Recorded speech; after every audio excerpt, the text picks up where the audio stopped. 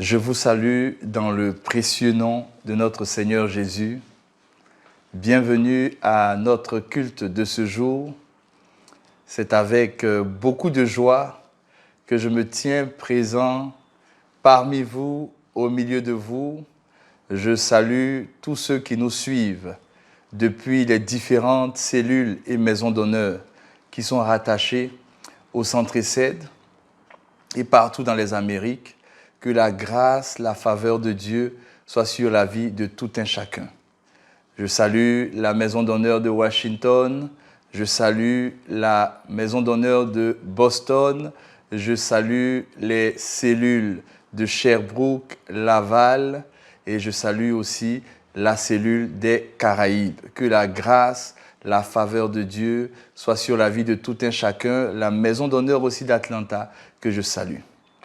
Nous sommes heureux de nous retrouver en ce merveilleux jour pour partager la parole de Dieu.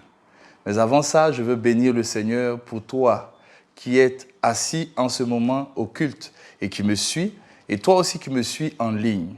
Je bénis le Seigneur parce que tu as pris toutes les dispositions nécessaires, non seulement pour te retrouver bien dans la présence de ton Dieu, mais aussi tu t'es disposé pour entendre les conseils, les instructions de notre Dieu. Quelle joie! Chaque fois que nous nous retrouvons dans la présence de Dieu, c'est une joie qu'on ne peut pas expliquer. Parce que le Dieu du ciel nous accepte dans sa présence et le Dieu du ciel prépare un repas magnifique pour notre âme, pour notre esprit et aussi pour notre corps, notamment sa parole. Alors, bien-aimés, je vais aborder un thème aujourd'hui, un nouveau thème aujourd'hui qui va nous permettre de saisir les choses exceptionnelles que Dieu a réservées pour nous, les provisions merveilleuses que Dieu a réservées pour nous. Le thème que je vais aborder dès aujourd'hui, c'est les secrets pour activer la provision divine dans notre vie. Je vais toucher ces éléments-là, dimanche après dimanche. Par la grâce de Dieu, le dimanche prochain, on aura un événement au Centre ESSED. Nous allons reprendre avec nos cultes, nos 2 cultes. Donc, on va tenir nos 2 cultes dès le dimanche prochain. Et ensuite, le dimanche prochain, l'événement majeur, c'est que nous allons faire la rentrée des tribus. En d'autres termes, l'évangélisation des tribus. Chaque tribu viendra, ou chaque personne viendra avec un habit qui va symboliser le pays, la nation ou le peuple pour lequel il prie. Et nous allons lancer l'évangélisation des tribus. Je vais vous donner des directives particulières. En tout cas, le dimanche prochain, c'est un rendez-vous à ne pas manquer. Vous allez avoir des instructions, des orientations, mais je vous assure, nous sommes tellement prêts pour la conquête que le moment est venu pour nous lancer. Après la Pâque, nous nous lançons dans l'évangélisation au niveau des tribus. Que Dieu te bénisse et rendez-vous le dimanche prochain. Alors aujourd'hui, le thème que j'aborde avec vous, c'est les secrets pour activer la provision divine. Alors tu vas répéter simplement avec moi. Les secrets pour activer la provision divine. Des secrets merveilleux que nous allons voir au travers de la parole de Dieu.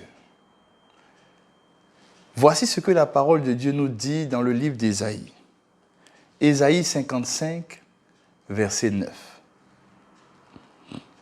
Autant les cieux sont élevés au-dessus de la terre, autant mes voix sont élevées au-dessus de vos voix, et mes pensées au-dessus de vos pensées. En Ésaïe 55, verset 9, c'est Dieu qui nous parle. Et voici ce que Dieu nous dit.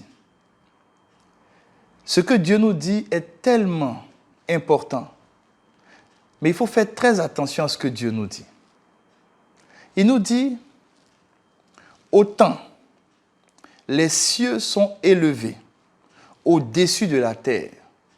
Donc le Dieu qui est notre Père, qui est notre Sauveur, qui est notre Rédempteur, s'adresse à nous. Mais pour que nous puissions comprendre ce qu'il a à nous dire, il commence par une comparaison. Et la comparaison qu'il utilise, c'est la distance qu'il y a entre les cieux et la terre.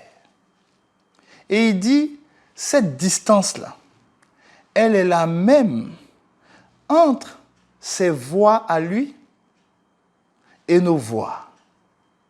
Cette distance-là, elle est la même entre nos pensées et ses pensées. Il nous dit ici que autant les cieux sont élevés au-dessus de la terre, autant ses voies sont élevées au-dessus de nos voies. Autant ses pensées sont au-dessus de nos pensées. Alors j'ai fait une petite recherche pour toi et moi. Alors voilà ce que j'ai trouvé pour toi et moi, pour que tu puisses comprendre les choses que je vais t'expliquer dimanche après dimanche. Le Dieu que tu adores, le Dieu que tu sers, le Dieu que nous servons est un Dieu de provision. C'est un Dieu qui te donne toujours ce dont tu as besoin pour accomplir la destinée qu'il a tracée pour toi. C'est le Dieu qui prépare toutes choses. Avant même que tu puisses être sur cette terre, il a tout préparé de toute éternité. Je vais te montrer les différents secrets qui vont te permettre non seulement de comprendre ce que Dieu a réservé pour toi, mais aussi de pouvoir saisir ce que Dieu a réservé pour toi, mais en même temps que tu saisis ce que Dieu a réservé pour toi, mais que tu puisses aussi, de façon visible, palpable, dans l'environnement où tu es, que tu puisses manifester ce que Dieu a mis entre tes mains. Alors, j'ai pris un exemple pour toi. J'ai fait des recherches pour toi. La lumière voyage à une vitesse de 299 337 km par seconde. Je ne dis pas kilomètre-heure, je dis kilomètre par seconde. 299 337 000 km secondes. Ça, c'est la vitesse de la lumière. La vitesse à laquelle la lumière voyage. Le soleil qui est au-dessus de nous, qui est autant élevé au-dessus de la terre, le soleil est à 151,2 millions de kilomètres de la terre. Donc le soleil est à 151,2 millions de kilomètres de la terre. Et c'est sa distance la plus éloignée de nous. Alors, on va prendre un exemple simple. Si tu te mets à conduire jusqu'au soleil et que tu roules à 105 km/h pendant 24 heures par jour, c'est-à-dire tu roules 24 heures par jour, à 105 km/h, 24 heures par jour, tu ne t'arrêtes pas de rouler. Tu roules 24 heures. Les autres 24 heures, tu roules tout le temps, chaque moment, sans t'arrêter, à 105 km/h. 365 jours par année. Il te faudra plus de 163 ans pour arriver au soleil.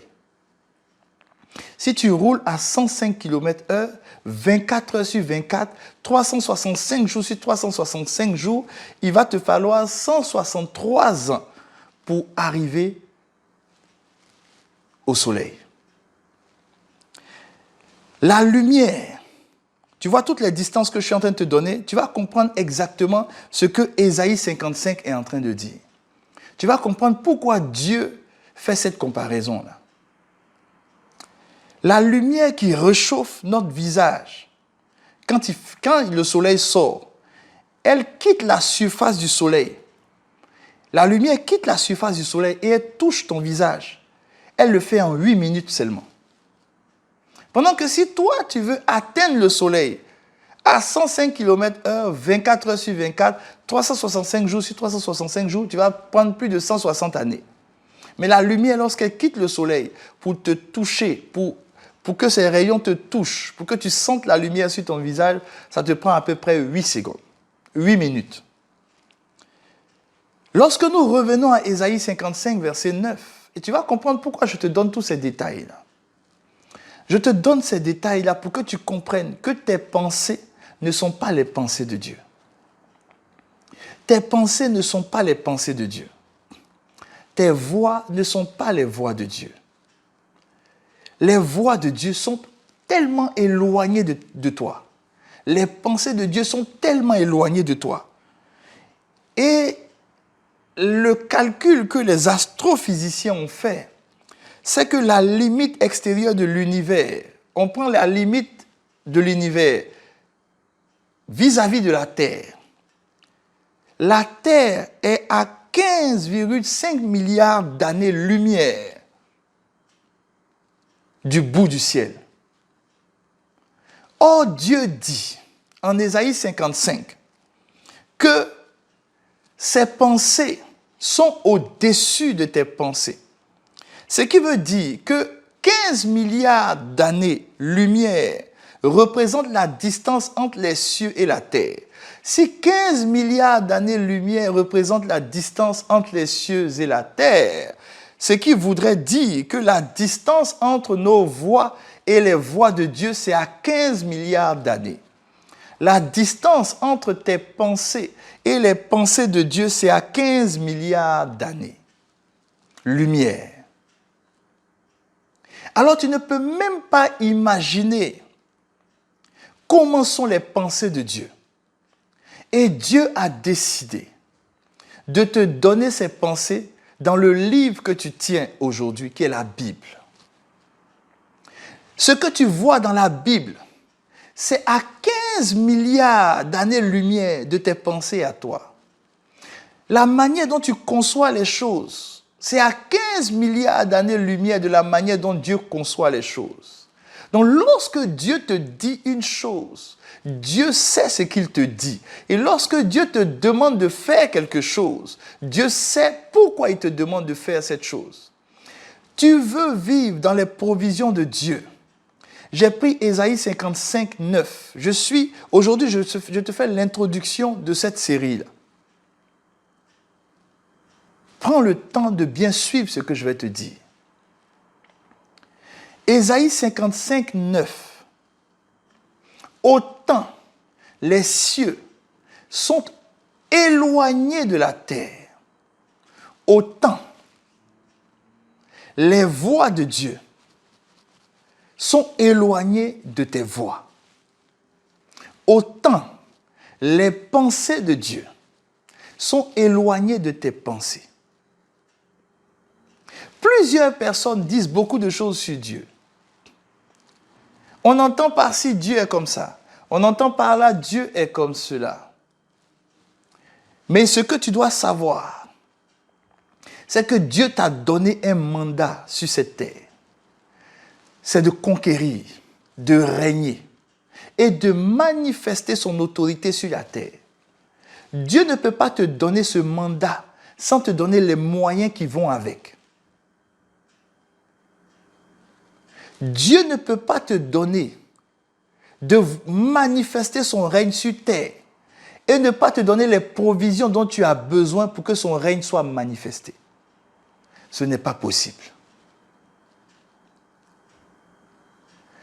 Je veux que tu changes ta manière de penser.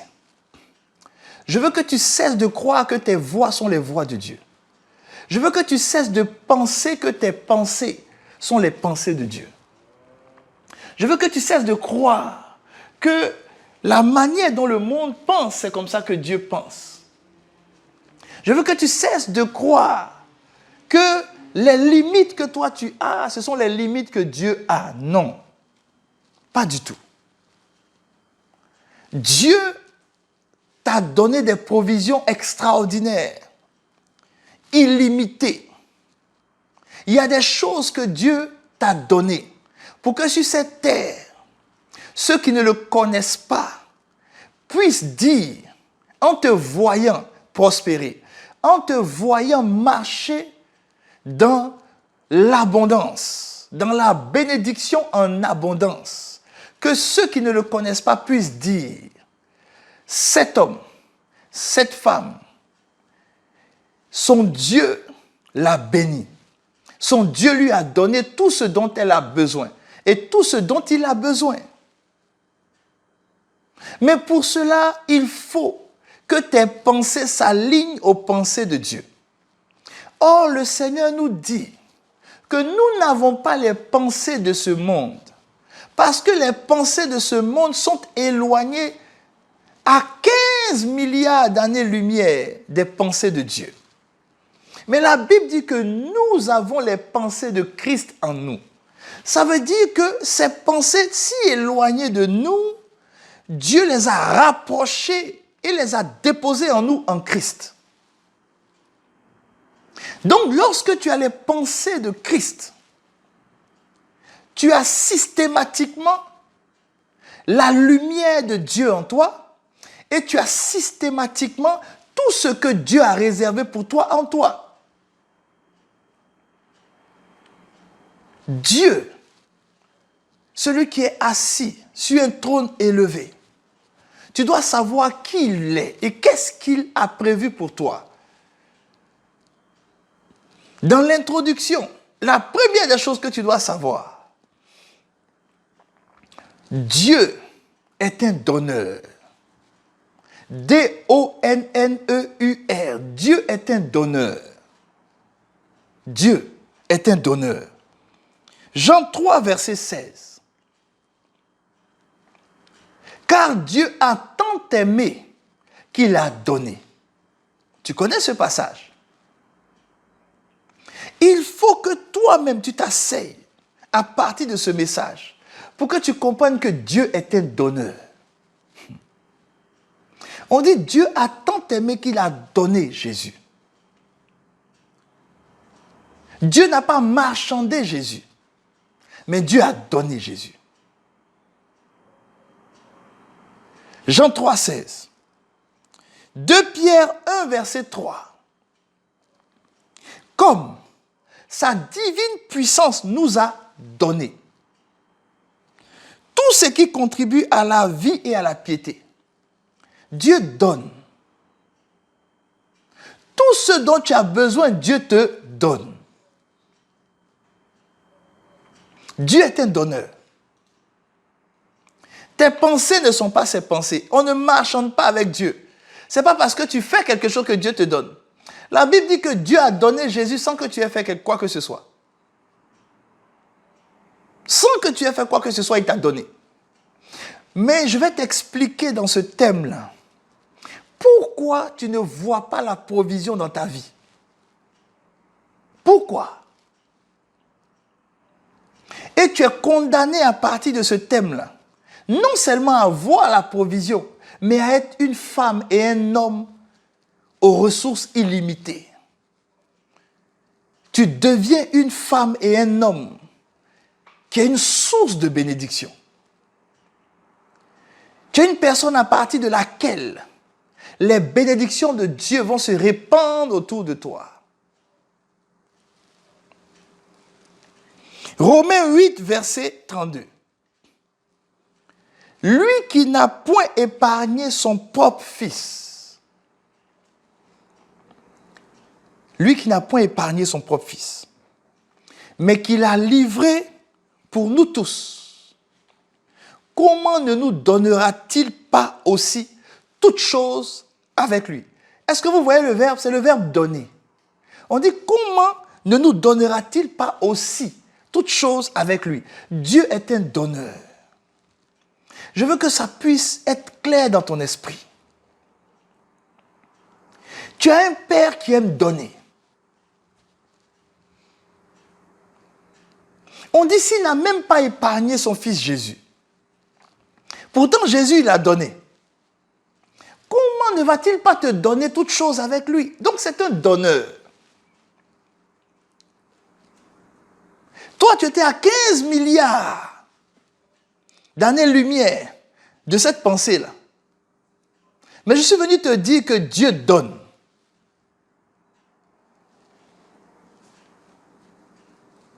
Ton papa donne. Matthieu 6, verset 33. Cherchez premièrement le royaume et la justice de Dieu.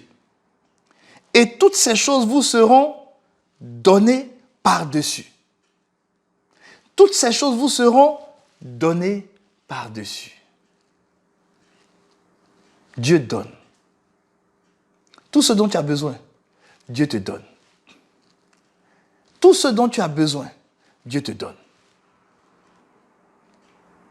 L'ennemi aime faire croire aux enfants de Dieu qu'il faut de longues prières, des moments de pénitence pour que Dieu te donne. Non. Dieu donne. Le caractère de Dieu, c'est qu'il aime donner. Celui que tu adores, il aime donner. Pourquoi tu n'as pas? C'est ça que je vais t'expliquer. Alléluia. Ecclésias 5, verset 19. Mais si Dieu a donné à un homme des richesses et des biens. On dit si Dieu a donné quoi à un homme? Des richesses et des biens. S'il l'a rendu maître d'en manger, d'en prendre sa part et de se réjouir au milieu de son travail, c'est là un don de Dieu. Donc, la richesse est un don de Dieu. La prospérité est un don de Dieu. L'élévation est un don de Dieu. Tout ce dont tu as besoin, Dieu te donne. Donc, tout ce que vous voyez avec des richesses, c'est un don de Dieu. Si Dieu donne à ceux qui ne l'adorent pas, qui ne le servent pas, combien à plus forte raison toi? Dieu est un donneur. Dieu donne.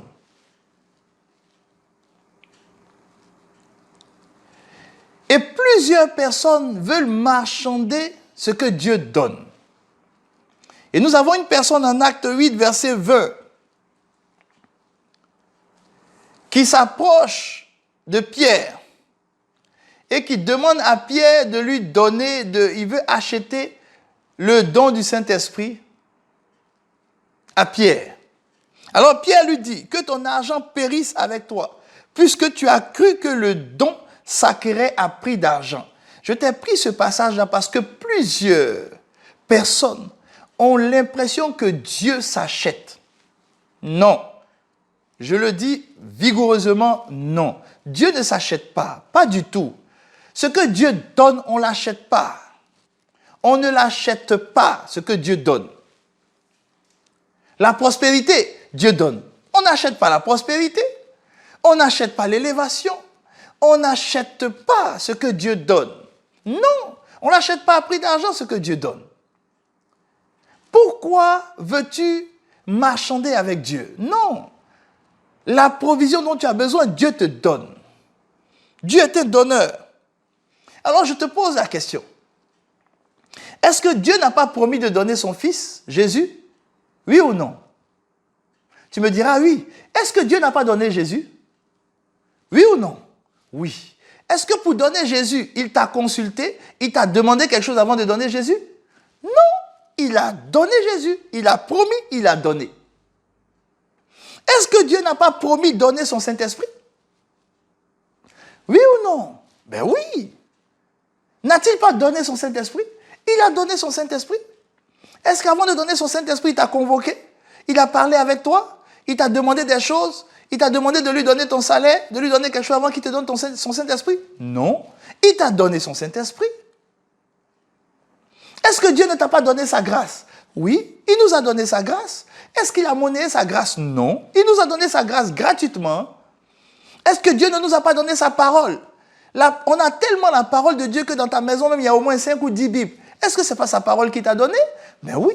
Est-ce qu'il a monnayé sa parole? Non. Il t'a donné sa parole. Est-ce que Dieu ne t'a pas donné une terre où tu vas habiter? Ben oui, il t'a donné une terre où tu vas habiter. Il a donné la terre promise à son peuple. Oui ou non? Mais oui. Alors, qu'est-ce que Dieu ne peut pas te donner? S'il a donné Jésus, s'il a donné sa grâce, s'il a donné son esprit, qu'est-ce qu'il ne peut pas te donner? C'est une voiture qu'il ne peut pas te donner. Ce sont des maisons qu'il ne peut pas te donner. C'est un emploi qu'il ne peut pas te donner. C'est l'épanouissement qu'il ne peut pas te donner. C'est la paix qu'il ne peut pas te donner. C'est la joie qu'il ne peut pas te donner. Non. S'il a donné Jésus, qu'est-ce qu'il ne peut pas te donner? Puisque celui que tu sais est un donneur. C'est un donneur. Et maintenant, suis-moi très bien. Regarde ce qu'il dit en Deutéronome 8, verset 18, concernant les richesses. Parce que je te parle de provision, je vais te parler de richesse. Dieu a prévu que tu puisses avoir une vie riche dans tous les aspects de ta vie. Regarde ce qu'il dit en Deutéronome 8, verset 18. Il dit, « Souviens-toi de l'Éternel ton Dieu, car c'est lui, suis-moi très bien maintenant, c'est affiché, suis très bien le verbe qui est mentionné. On dit c'est lui qui te donnera de la force ou le pouvoir pour acquérir les richesses. On dit, souviens-toi de l'Éternel ton Dieu, car c'est lui qui te donnera le pouvoir pour acquérir les richesses. Tu comprends? On n'a pas dit que c'est lui qui va te donner les richesses. Mais on dit qu'il va te donner le pouvoir, la capacité d'acquérir les richesses. Alors si tu n'as pas pu être riche ou acquérir les richesses, ce n'est pas à cause de Dieu. Tu ne l'as pas parce que tu n'as pas compris qu'il t'a donné le pouvoir, la capacité pour les acquérir. Et là, on est dans l'Ancien Testament, on est en Deutéronome 8, verset 18. Voici ce qu'il dit à son peuple. Il dit, j'ai béni votre père Abraham. J'ai dit que c'est un homme qui est béni. Il est une source de bénédiction. Abraham était extraordinairement riche. Genèse 12, Genèse 13. Il avait beaucoup d'abondance.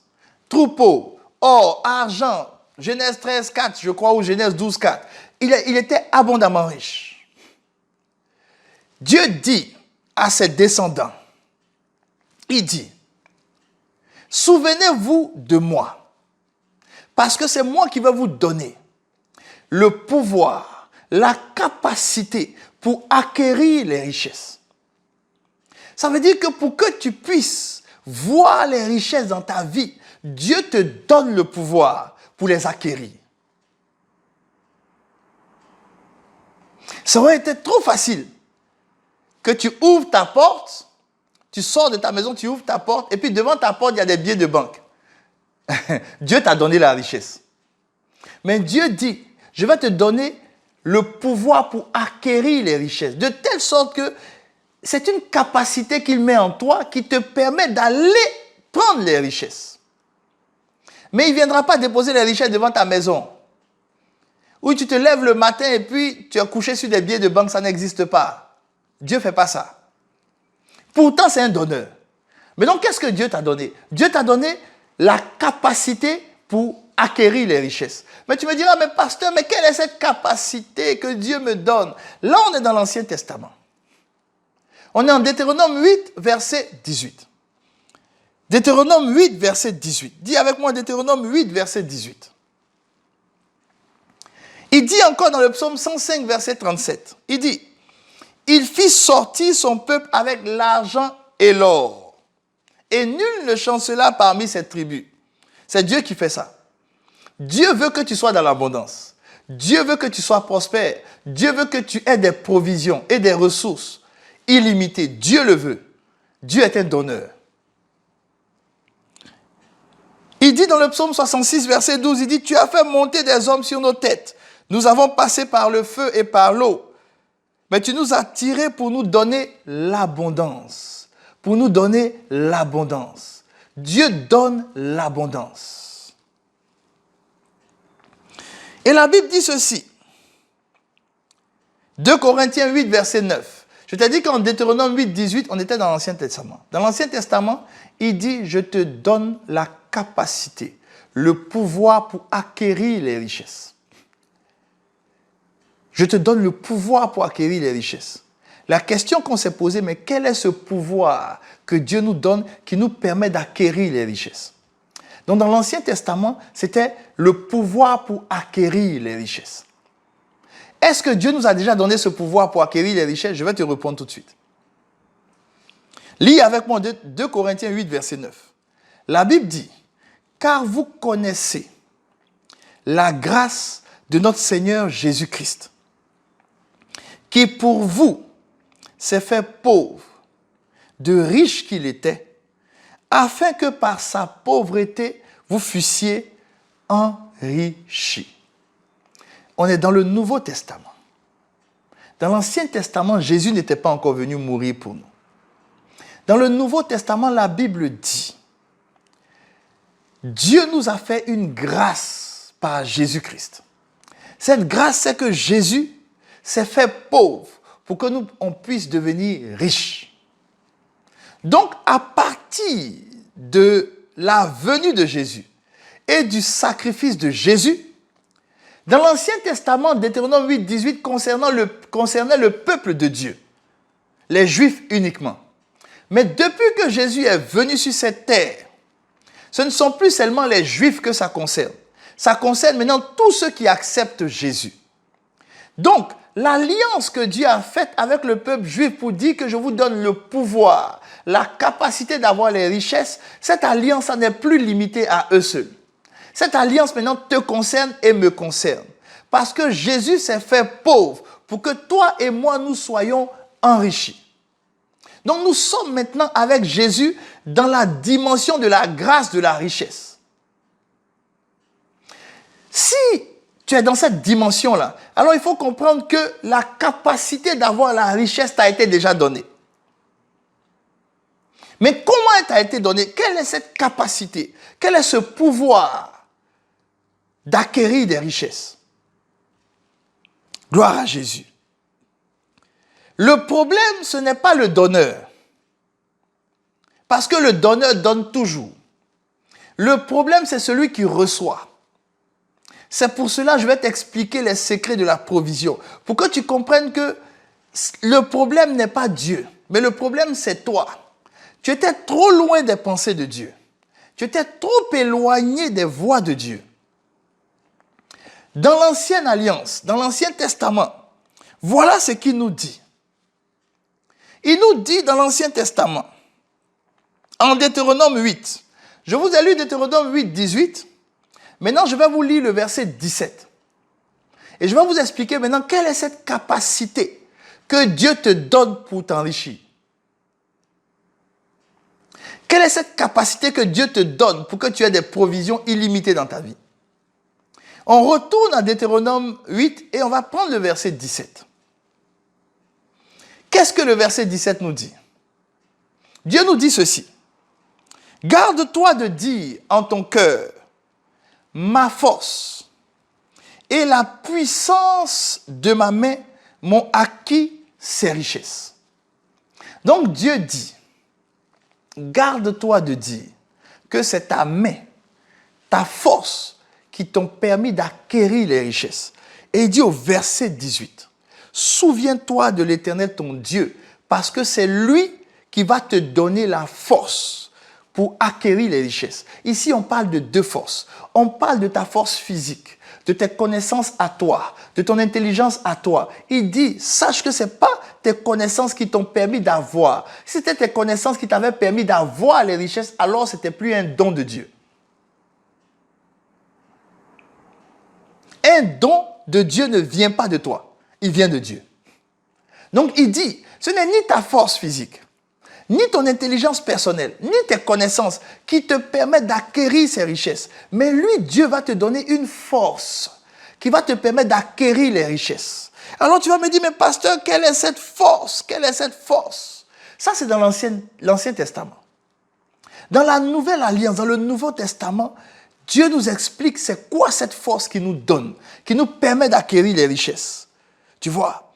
Alors tu vas prendre avec moi Zacharie 4, verset 6. Regarde ce que Zacharie dit.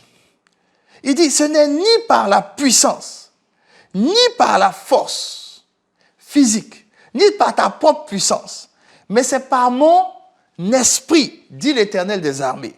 Il dit, ce n'est ni par ta force, ni par ta puissance. Tu n'as pas remarqué que ça ressemble à Deutéronome 8, verset 17? Il dit, ce n'est pas ta force et ta puissance qui t'ont permis d'acquérir ces richesses-là, mais c'est ma force à moi qui te permet d'acquérir. Et maintenant, Zacharie dit, ce n'est ni ta force, ni ta puissance, mais c'est par mon esprit. Alors, dans le Nouveau Testament, qu'est-ce que Jésus nous dit? Luc 11, verset 13. Jésus nous dit ceci. Si donc méchants, comme vous l'êtes, vous savez donner de bonnes choses à vos enfants, à combien plus forte raison le Père Céleste donnera-t-il le Saint-Esprit à ceux qui lui demandent? Jésus dit, vous savez donner de bonnes choses à vos enfants. Combien à plus forte raison Dieu ne nous donnera-t-il pas le Saint-Esprit? En d'autres termes, le Saint-Esprit est la force que Dieu te donne pour acquérir les richesses. Je répète, le Saint-Esprit, en Deutéronome 8, 17 à 18, Dieu parlait déjà de l'Esprit qui vient de lui. Et il parlait au peuple qu'il avait choisi. C'est ce peuple-là qui avait le Saint-Esprit. C'est ce peuple-là qui recevait l'Esprit de Dieu. Mais maintenant, il dit dans le Nouveau Testament, ce n'est plus maintenant ce peuple-là qui va recevoir le Saint-Esprit, mais tous ceux qui vont accepter Jésus vont recevoir l'Esprit. Or, l'Esprit est la capacité, le pouvoir qui te permet d'avoir les richesses. Ce que je te dis, vérifions-le dans le livre de 2 Pierre 1, verset 3. Comme sa divine puissance, c'est-à-dire le Saint-Esprit, nous a donné. Donc le Saint-Esprit en toi te donne tout ce qui contribue à la vie et à la piété. Donc le Saint-Esprit vient en toi et il te donne tout ce qui contribue à l'enrichissement, à la prospérité, à la provision que Dieu a réservée pour toi. Donc le Saint-Esprit est la force qui te donne de t'enrichir. Et tu as le Saint-Esprit. J'ai le Saint-Esprit.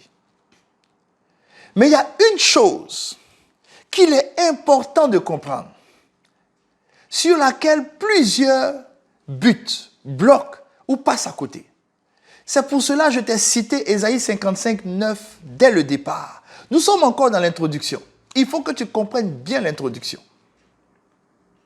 Alors, je vais résumer rapidement ce que je t'ai dit au départ. Ésaïe 55 te dit que les pensées de Dieu sont éloignées de tes pensées. Ici, Dieu dit à son peuple, dans l'ancienne alliance, avant que Jésus vienne, il choisit un peuple et il décide de montrer aux yeux du monde entier que c'est le peuple qu'il a choisi. Il élève le peuple, ce peuple-là, aux yeux du monde. Ce peuple devient un peuple prospère, un peuple riche, un peuple qui a des provisions illimitées, un peuple qui rayonne sur le plan mondial, un petit peuple pourtant. Pourquoi Dieu fait ça? Il le fait pour que ceux qui sont autour reconnaissent que ce Dieu-là est le Dieu de la prospérité. Reconnaissent que ce Dieu-là est le Dieu de la provision. Reconnaissent que ce Dieu est le Dieu de l'abondance. Mais dans l'Ancien Testament, dans l'Ancienne Alliance, il donne le pouvoir d'acquérir les richesses. Le pouvoir d'acquérir les richesses. Dans le Nouveau Testament, la venue de Jésus nous a donné le pouvoir d'acquérir les richesses par le Saint-Esprit. Parce que la force qui te permet d'acquérir les richesses, qui n'est pas ta force physique, qui n'est pas ton intelligence, mais c'est l'Esprit qui vient de Dieu, la force qui vient de Dieu. Comme l'apôtre Pierre dit, sa divine puissance, c'est-à-dire le Saint-Esprit, nous a donné tout ce qui contribue à notre enrichissement. Donc maintenant, dans le Nouveau Testament, il ne s'agit plus de rechercher quelque chose, parce que tu l'as déjà par le Saint-Esprit. Dans l'Ancien Testament, il cherchait le pouvoir d'acquérir les richesses. Dans le Nouveau Testament, tu n'as plus besoin du pouvoir d'acquérir les richesses parce que tu l'as déjà. C'est pour cela que Jésus ne nous parle plus du pouvoir d'acquérir les richesses. Non. Maintenant, Jésus nous parle dans le Nouveau Testament du pouvoir de gérer les richesses. Je répète. Dans l'Ancien Testament, Dieu nous parlait du pouvoir ou de la force qu'il nous donne pour acquérir les richesses. Depuis que Jésus est venu sur cette terre, Jésus ne parle plus maintenant du pouvoir d'acquérir les richesses. Non, non. Prends avec moi Galates 3, verset 14. La Bible dit en Galates 3, verset 14, « Afin que la bénédiction d'Abraham eût pour les païens son accomplissement en Jésus-Christ. » Ça veut dire que nous tous, on n'a plus besoin d'être juif de naissance. Tu n'as plus besoin d'être descendant de naissance ou du sang d'Abraham. Non. Dès que tu as accepté Jésus, tu bénéficies aussi de la bénédiction d'Abraham. Toi, en tant que païen, tu en bénéficies. Et regarde ce qu'il dit. C'est pour ça que je t'ai dit que le pouvoir, la capacité d'enrichir, c'est l'Esprit de Dieu. Oh, tu as le Saint-Esprit. Donc, tu ne peux pas avoir le Saint-Esprit et puis dire que ça ne va pas dans ma vie, je n'ai pas de provision, je n'ai rien. Non, non, non, non, non. Pourquoi tu n'as pas de provision? Je vais te toucher un petit élément seulement dans l'introduction. Mais je vais t'expliquer au travers de ce thème. Je vais te donner des secrets de la parole de Dieu. Ce qu'il faut faire, ce qu'il faut comprendre pour que les provisions que Dieu a réservées pour toi, tu puisses les voir. Parce que tu as déjà eu le pouvoir d'acquérir les richesses. C'est le Saint-Esprit. Galates 3, verset 14, il dit « Afin que la bénédiction d'Abraham eût pour les païens son accomplissement en Jésus et que nous ressuscions par la foi, quoi? L'Esprit qui avait été promis. » Ça veut dire que le fait de recevoir le Saint-Esprit déclenche la bénédiction d'Abraham dans tous les aspects de ta vie. C'est l'Esprit qui te donne le pouvoir, la capacité d'acquérir les richesses. C'est le Saint-Esprit. Or, le Saint-Esprit, c'est un don de Dieu. Dieu te donne ce qui va te faire du bien. Dieu te donne ce qui va t'enrichir. Il te le donne. Mais je te dis que depuis que Jésus est venu et que tu as compris en Galates 3, 14, la venue de Jésus, le fait que tu aies reçu l'Esprit et que maintenant tu es dans la bénédiction d'Abraham, tu as maintenant ce que l'Ancien Testament parlait, ce dont l'Ancien Testament parlait, le pouvoir d'acquérir les richesses, tu l'as déjà. C'est pour cela que Jésus n'a jamais parlé du pouvoir d'acquérir les richesses. Jamais, jamais, jamais, jamais. Non. Tu sais de quoi Jésus a parlé? Jésus a parlé plutôt d'intendant, d'administrateur, de gestionnaire. Depuis que Jésus est venu sur cette terre, Jésus dit à toi et moi que maintenant tu as reçu la capacité de t'enrichir. Et Dieu t'a donné ces trésors.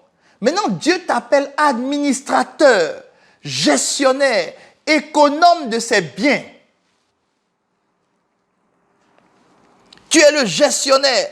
Aujourd'hui, Dieu t'a donné le pouvoir de gérer les richesses. Il t'a donné le pouvoir de garder les richesses. Pourquoi donc tu n'as pas de provision? Pourquoi donc tu ne vois pas les richesses se manifester dans ta vie? Luc 16, versets 1 à 2. Jésus dit aussi à ses disciples, un homme riche avait un économe qui lui fut dénoncé comme dissipant ses biens. Regarde bien, écoute-moi très bien. C'est Jésus qui dit ça. C'est Jésus qui donne cet exemple. Jésus dit, un homme riche, l'homme riche c'est Dieu, à qui appartient l'or et l'argent. Il t'a donné son Saint-Esprit, qui est le pouvoir qui te donne la capacité d'acquérir les richesses. Tu as ça déjà. Maintenant, il t'établit sur ses trésors et ses richesses. C'est à lui l'or et l'argent. Donc, c'est aussi à toi. Depuis que Jésus est venu sur cette terre, tu es devenu co-héritier avec Jésus. Tout ce qui est à Jésus t'appartient maintenant. Maintenant, Jésus dit, ne cours plus derrière les richesses, mais tu dois comprendre maintenant que tu es devenu un gestionnaire des richesses de Dieu. Mais il dit, en Luc 16, versets 1 à 2, qu'il y a des gestionnaires qui dissipent les biens de papa. Et la Bible dit qu'il l'appela et lui dit, au verset 2, « Qu'est-ce que j'entends dire de toi? Rends compte de ton administration, de ta gestion, car tu ne pourras plus administrer mes biens. » Je t'assure, il y a des enfants de Dieu à qui Dieu a retiré l'administration de ses biens. Il y a des enfants de Dieu qui ne gèrent plus les biens de Dieu. Si tu ne vois pas de provision dans tes mains, c'est parce que Dieu a retiré l'administration de tes mains. Il a retiré la gestion. Il y a des gens à qui Dieu a retiré la gestion. Ce n'est plus une histoire de capacité de s'enrichir. Non, tu as le Saint-Esprit. C'est une histoire de la gestion des richesses de Dieu.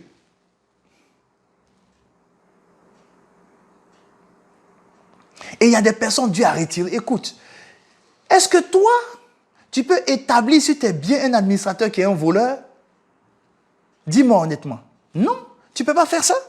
Est-ce que toi, tu peux établir un administrateur qui vole, qui te vole? Tu ne peux pas faire ça. Tu ne peux pas établir un administrateur qui te vole. C'est qui un administrateur? C'est un intendant. Mais je vais te donner la définition d'un intendant, tu vas comprendre. En Matthieu 25, verset 19, ça c'est Jésus.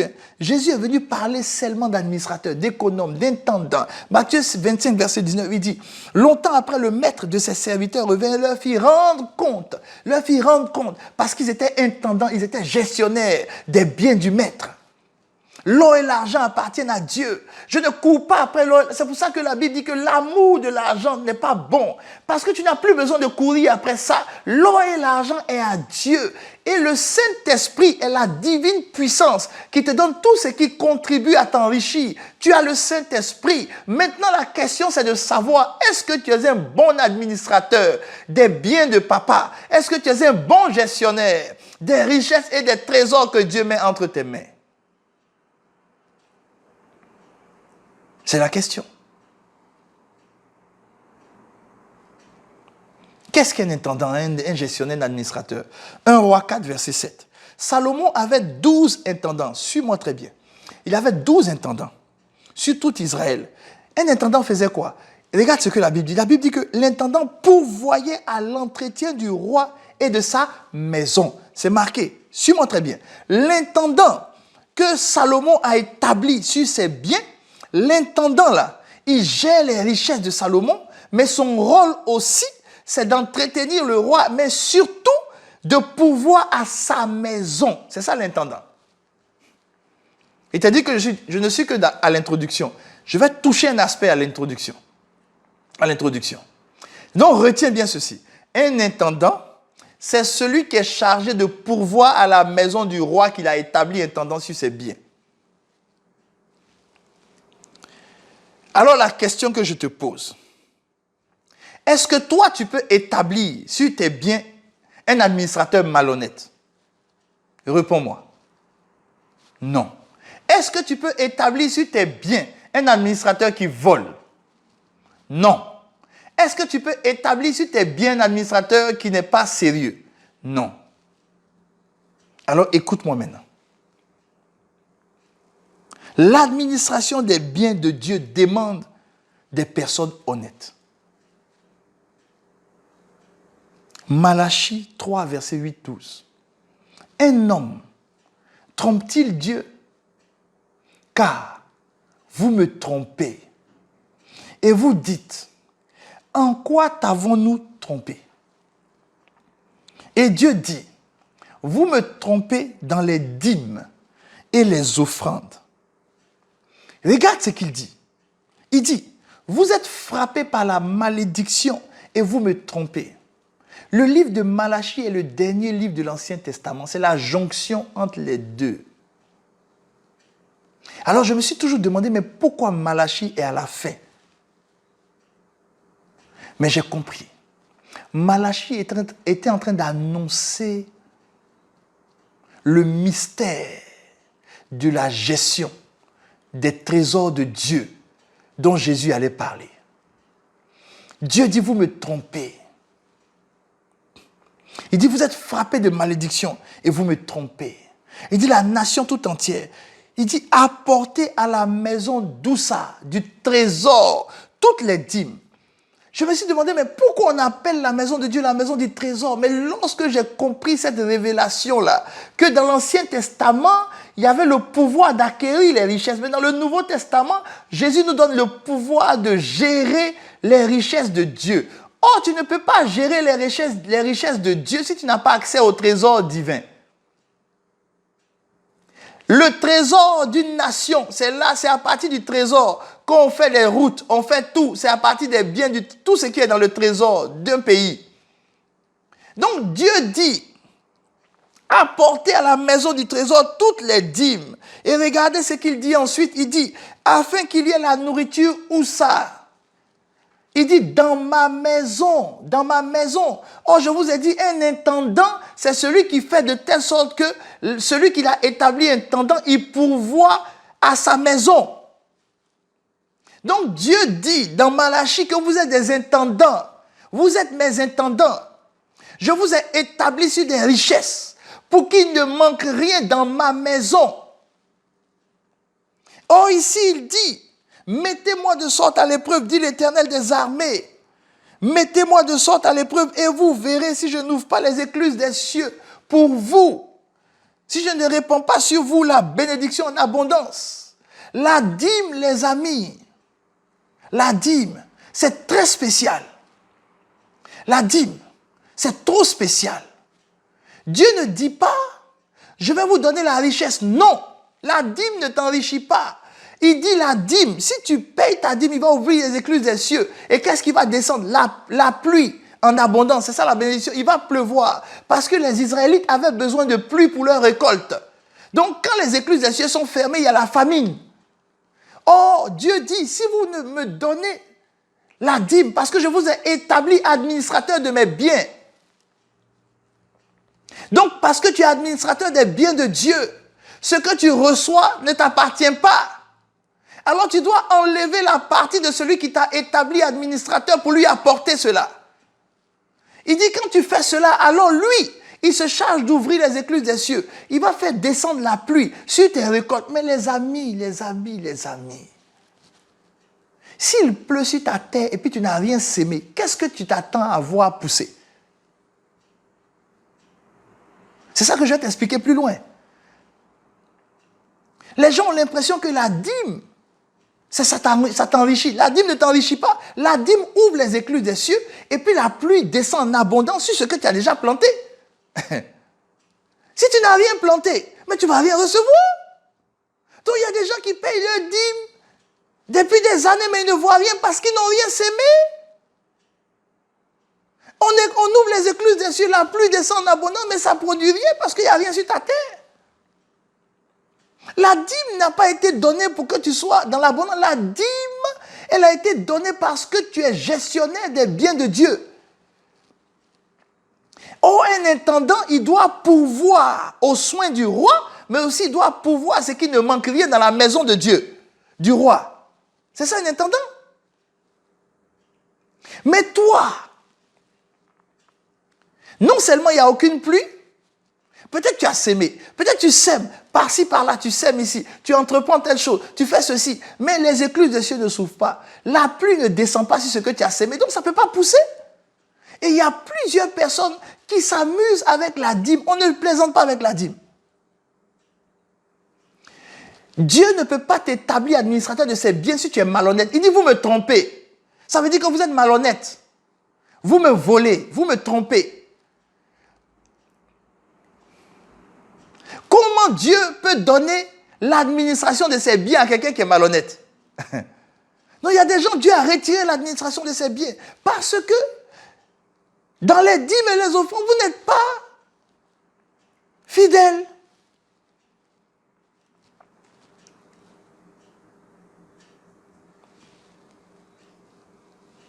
Il dit, pour vous, je vais menacer celui qui dévore. Et il ne détruira pas les fruits de la terre. Vous entendez ce que Dieu dit?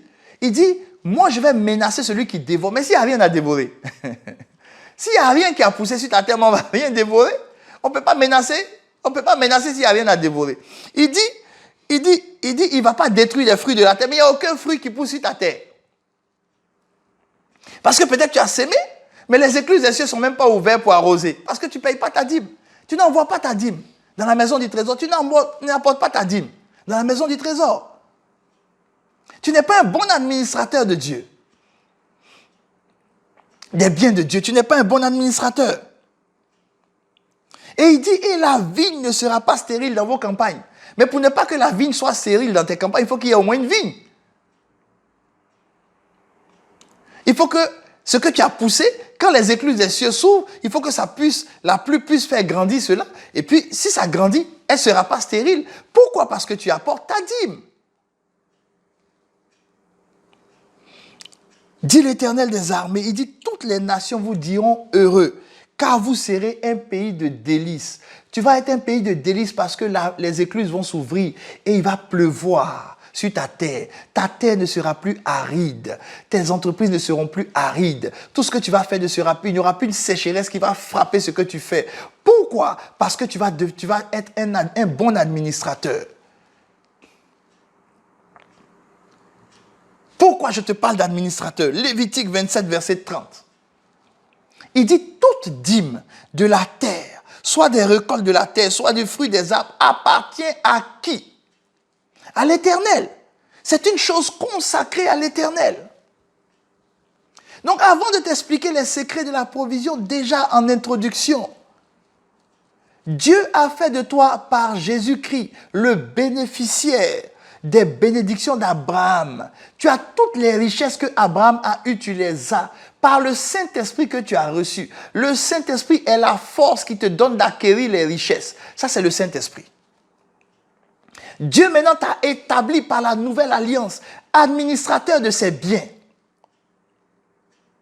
Et ses biens, c'est toute la terre. La terre lui appartient, l'or et l'argent lui appartiennent. Mais si tu es administrateur de ses biens, alors c'est impossible que tu sois malhonnête. Si tu es malhonnête, il va te retirer l'administration. C'est pour ça qu'il dit, vous me trompez. Je vous ai établi en tant qu'administrateur, mais vous me trompez. Vous ne réglez même pas la dîme. Or, la dîme, c'est un sacrifice, les amis. Le 10%, c'est un sacrifice que tu enlèves. Tu sacrifies à Dieu une partie de ce qu'il te donne. Parce que tu es son administrateur. Et je me souviens, Dieu envoie Moïse dans le livre d'Exode. Il envoie Moïse en mission en tant que libérateur. Et la Bible dit, en Exode 4, je crois, la Bible dit qu'à un moment donné, l'Éternel a failli tuer Moïse. Et je vous ai expliqué que quand on parle de l'Éternel, il s'agit d'une loi éternelle qui a été transgressée. Une loi qui s'applique à tout ce qui a été transgressé. Alors la femme de Moïse coupe le prépuce de son fils et elle lance ça à ses pieds. Juste le prépuce, c'est la circoncision qu'elle fait. Mais la circoncision, c'est comme si la personne naît avec une défaillance. Eux, on enlève la défaillance. C'est la même chose dans l'administration des biens de Dieu. Dieu dit, il faut que tu lui consacres la dîme. C'est quelque chose qui lui appartient. Et si tu es un bon administrateur, tu ne dois pas plaisanter avec cela. Il y a des personnes, ça fait des années. Elles ne sont pas en règle avec Dieu concernant leur dîme. Si tu m'écoutes, je ne prêche pas d'habitude ce type de message. Mais j'ai voulu te parler des secrets de provision. Le Seigneur m'a dit, attire leur attention d'abord sur le principal, le préalable d'abord. Le préalable, c'est que je les ai établis dans la nouvelle alliance comme mes administrateurs, mes gestionnaires, ceux qui gèrent mes richesses. Tu es un intendant de Dieu.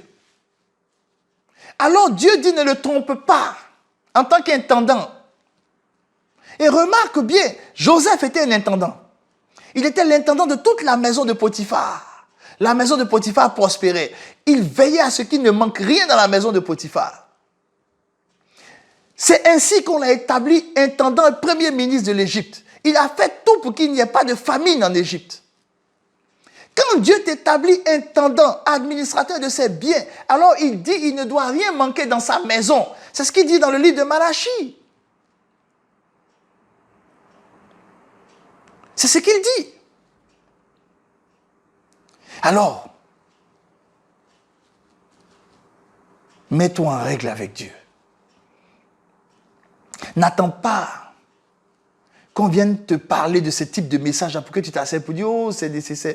Je suis venu te dire, Dieu ne va rien faire avec ton argent. Dieu dit qu'il t'a établi administrateur. Tu veux continuer à être administrateur des richesses de Dieu. Parce que pour voir la provision de Dieu, pour voir les ressources illimitées, il faut d'abord que tu sois administrateur des biens de Dieu. Quand tu es administrateur des richesses de Dieu, tu as accès à toutes les richesses de Dieu. Peu importe le pays où tu vas, il n'y a aucun pays qui va te résister. Je suis venu te dire qu'aucun pays, tu vas t'enrichir partout où tu vas. Il n'y a pas un endroit où ça va aller, un endroit où ça ne va pas aller. Même dans un endroit où il y a la famine, Isaac s'est enrichi. Quand ça n'allait pas sur la terre, Joseph a enrichi l'Égypte. Peu importe le lieu où tu vas, si tu es administrateur des trésors de Dieu, mais rien ne va te manquer. Jésus dit dans le livre de Luc, il y a des gens que Dieu appelle pour leur dire c'est bon, je suis fatigué que vous soyez mes administrateurs parce que vous me trompez. Et Malachie nous a bien expliqué comment on trompe Dieu. Tu voles le trésor public de Dieu. Tu ne lui apportes pas ce qu'il t'a donné, tu n'enlèves pas la dîme pour déposer ça dans la maison du trésor. Pour qu'il y ait à manger dans sa maison. Tu es un mauvais intendant. Mais celui dont je parle n'est pas présent, n'est pas en train de me suivre là. Je ne parle pas de toi. Toi, tu as certainement oublié quelques moments où tu n'as pas payé tes dîmes. Donc là, tu es en train de penser comment régler ça rapidement. Rapidement, ne t'amuse pas avec ça, règle ça. Rapidement. Parce que tu es un administrateur des biens de Dieu. Alors tu vas prier avec moi. Papa, nous voici devant toi. Tu nous as permis de comprendre qu'il y a le pouvoir d'acquérir les richesses qui ne vient pas de nos forces à nous, qui ne vient pas de nos connaissances à nous, qui ne vient pas de notre puissance à nous. La preuve, il y a des gens qui acquièrent des richesses, mais qui ne sont pas allés à l'école. Il y a des gens qui acquièrent des richesses, mais qui n'ont même pas la force que certaines personnes ont. Il y a des gens qui sont costauds, musclés, qui travaillent des heures, mais qui ont moins de salaire que des personnes qui travaillent juste quelques heures. Alors nous avons compris que l'acquisition des richesses dépend du Saint-Esprit.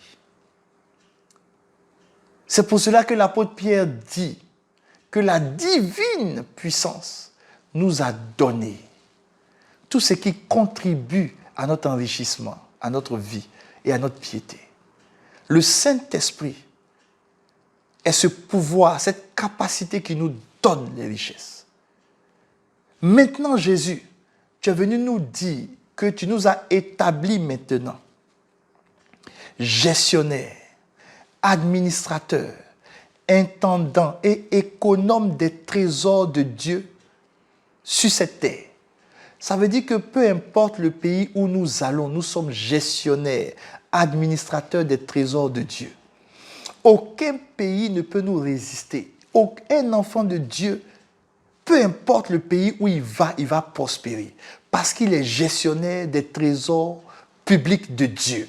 Or, les trésors de Dieu ne sont pas limités par un pays. La preuve, Abraham a quitté sa nation. Il est allé dans une nation étrangère, là-bas il a prospéré. Tous tes serviteurs ont prospéré dans des nations étrangères, dites fermées. Dites nations où on ne peut même pas laisser des étrangers prospérer, encore moins des Israélites. Mais ils ont prospéré. Pourquoi? Parce qu'ils étaient des gestionnaires intendants des trésors que tu as mis à leur disposition. Mais papa, tu nous as expliqué dans ta parole qu'un intendant peut être malhonnête. Un intendant peut voler celui qu'il a établi. Un intendant peut tromper celui qu'il a établi.